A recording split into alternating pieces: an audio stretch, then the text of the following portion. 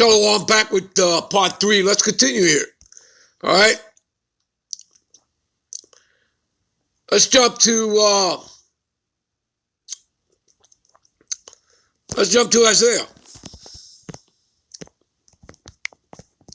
About Isaiah 24, 21, 22. All right. What does it say here? And it shall come to pass in that day that the Lord Yahweh, right, shall punish the hosts of the high ones that are on high. Who's that? The international backing families. And remember, they're going to escape the nuclear fire from the ICBM because they have multi-billion-dollar bunkers. And again, this is all spoken of here in the scriptures. You read about it, some of it in Amos, the 9th chapter, right at the very beginning of the 9th chapter.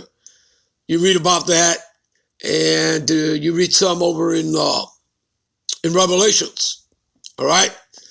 Where it talks about, that when Yahweh Shai does break through the cloud, they're talking about, hide me, from the one who's sitting on the throne. They're talking about Yahweh Shai. Hide me from him, and that they're saying to themselves that they hope that the rocks fall on them, from rather having to face him. Okay?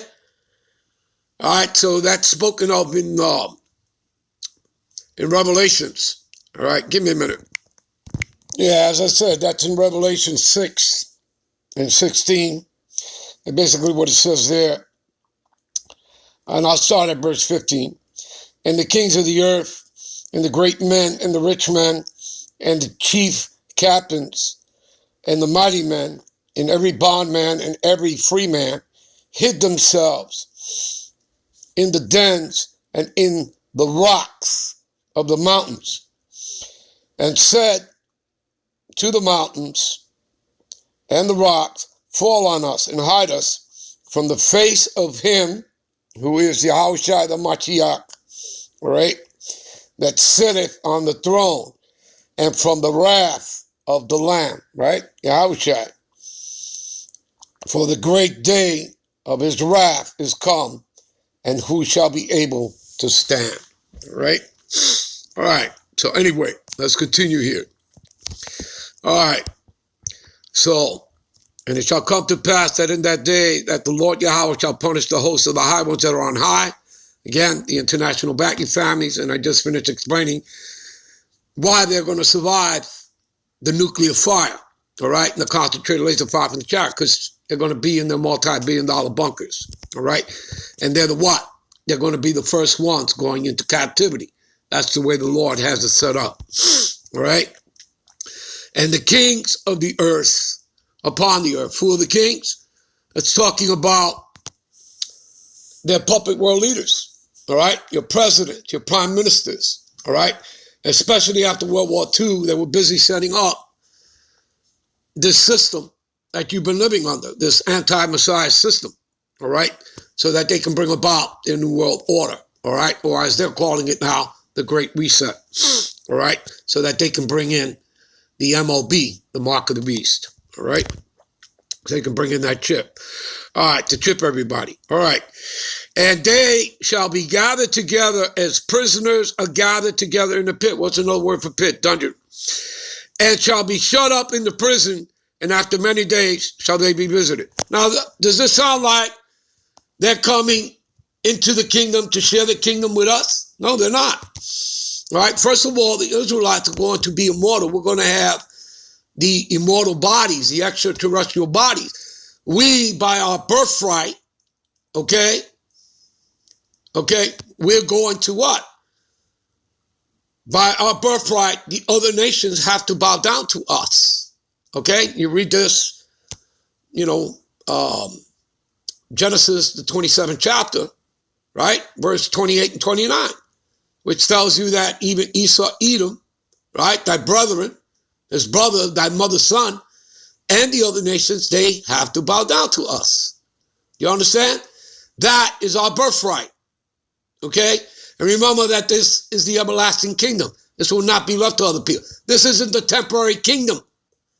Everlasting kingdom. You understand? And we're going to be immortal God, kings, and priests of the earth. So where in the hell is it talking about that the other nations are even going to be immortal? They're not. They're going to still be human. Okay? And they're going to be under us, in subjection, under Yahushua, the Mashiach, and the Israelites. And they're going to be doing 1,000+ years of captivity. Now, after that, 16 of the 17 heathen nations will be given mercy and be in servitude toward Yahweh, and Yahushua in the kingdom. But the 17th one, being Esau, Edom, the Edomites, they're not. All right? They're going to be gathered up and they're going to be exterminated off the face of the earth. Obadiah 1:18. All right? But let's continue reading here. All right? Let's jump to Psalms 149. All right?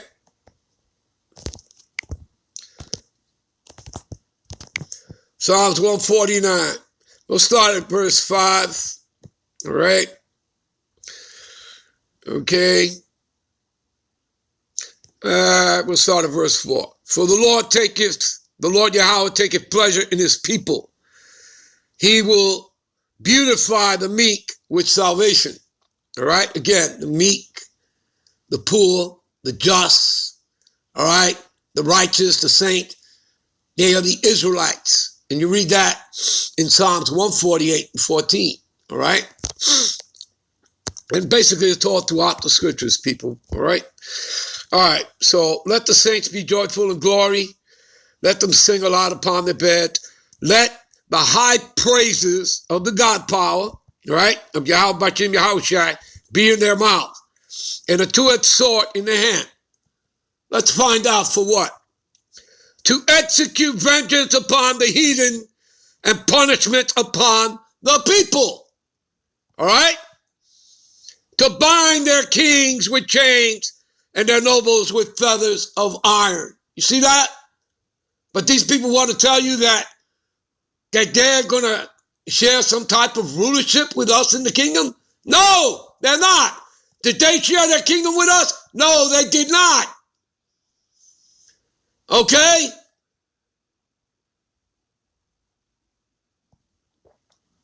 To bind their kings with chains and nobles with fetters of iron, to execute upon them the judgment written. This honor have all his saints. Praise ye the Lord Yahweh. And who are the saints? The Israelites. They're the ones going to have the honor of doing this, of putting them into chains. All right? Us. All right, what about Isaiah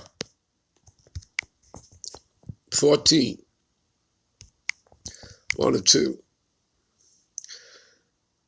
For the Lord will have mercy on Jacob.